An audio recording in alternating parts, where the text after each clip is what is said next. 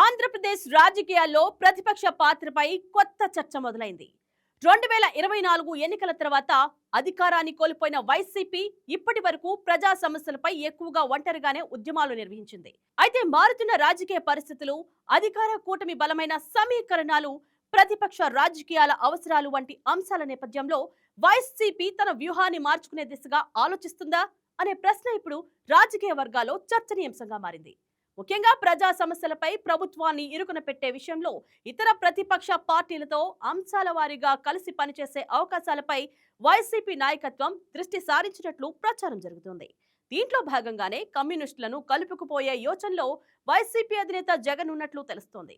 మరి జగన్ ప్రతిపాదనకు కామ్రేడ్స్ ఎలా స్పందించనున్నారు?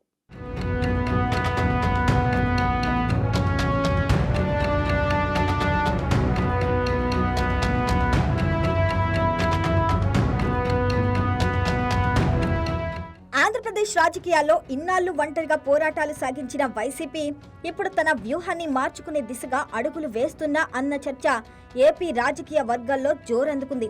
అధికార కూటమిని మరింత గట్టిగా ఎదుర్కోవడానికి ఇతర పార్టీలతో చేతులు కలిపే అవకాశాలపై పార్టీ అధిష్టానం సీరియస్ గా ఆలోచిస్తున్నట్లు సమాచారం.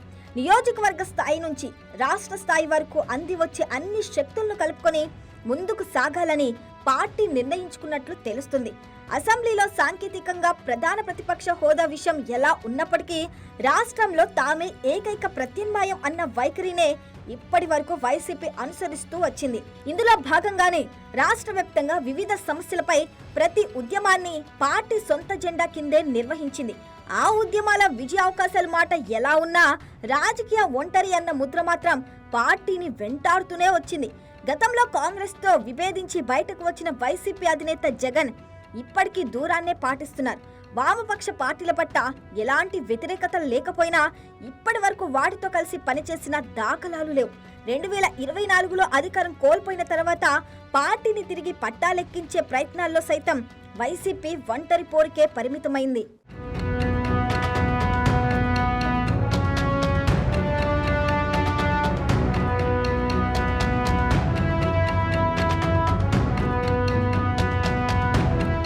అటు వామపక్ష పార్టీలు కూడా వివిధ సందర్భాల్లో తమదైన శైలిలో సొంతంగా ఉద్యమాలు చేపడుతూ వచ్చాయి. ప్రభుత్వానికి వ్యతిరేకంగా అందరూ ఆందోళనలు చేస్తున్నప్పటికీ ఇప్పటి వరకు కలిసికట్టుగా అడుగులు వేసిన సందర్భాలు లేవు. వైసీపీ ప్రతిష్టాత్మకంగా చేపట్టిన మెడికల్ కాలేజీల పీపీపీ విధానానికి వ్యతిరేకంగా జరిగిన ఉద్యమంలో వామపక్ష పార్టీలు కూడా పాల్గొన్నప్పటికీ అప్పుడు కూడా ఎవరి పోరాటం వారిదిగానే మిగిలిపోయింది. అయితే ఇటీవల పరిణామాలు గమనిస్తే ఈ ధోరణిలో మార్పు రావచ్చన్న సంకేతాలు కనిపిస్తున్నాయని రాజకీయ వర్గాలు అభిప్రాయపడుతున్నాయి. ప్రజా సమస్యలపై పోరాటంలో కలిసి వచ్చే శక్తులతో కలిసి ముందుకు సాగాలని వైసీపీ అధిష్టానం భావిస్తున్నట్లు తెలుస్తుంది.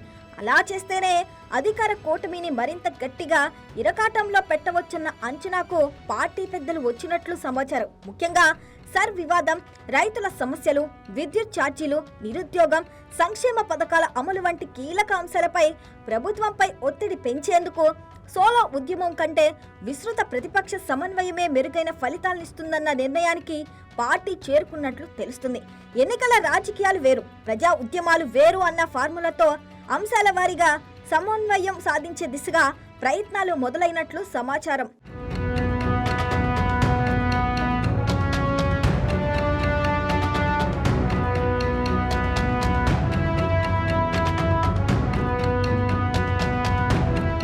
ఇటీవల వైసీపీ అధినేత జగన్ చేసిన వ్యాఖ్యలు ఈ చర్చకు మరింత బలం చేకూర్చాయి.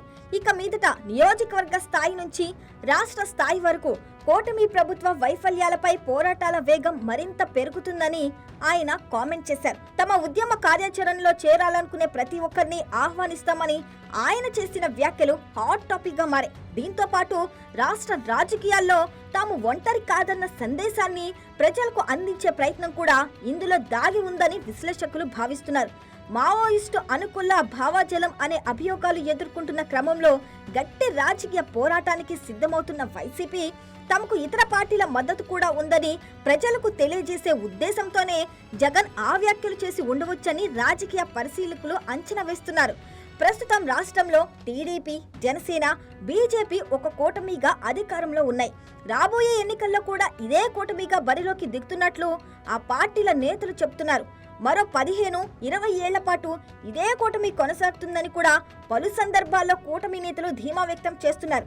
ఈ నేపథ్యంలో మరోవైపు కమ్యూనిస్టు పార్టీలు సహా చిన్న పెద్ద పార్టీలు ఐక్యత దిశగా ప్రయత్నాలు ముమ్మరం చేస్తున్నట్లు కనిపిస్తుంది.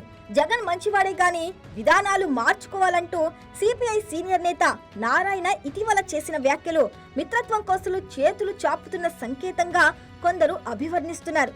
సిపిఎం పార్టీ కూడా ఇదే బాటలో ఉన్నట్లు అభిప్రాయాలు వ్యక్తమవుతున్నాయి.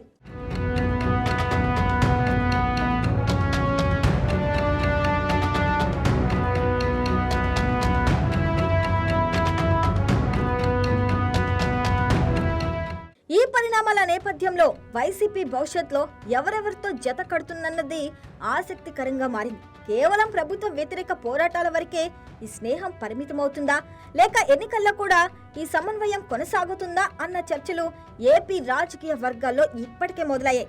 ఒకవేళ ఇష్యూ బేస్డ్ కోఆర్డినేషన్ విజయవంతమైతే భవిష్యత్తులో అది ఎన్నికల పొత్తుల దిశగా కూడా పరిణమించే అవకాశం లేకపోలేదని రాజకీయ పరిశీలకులు అంచనా వేస్తున్నారు.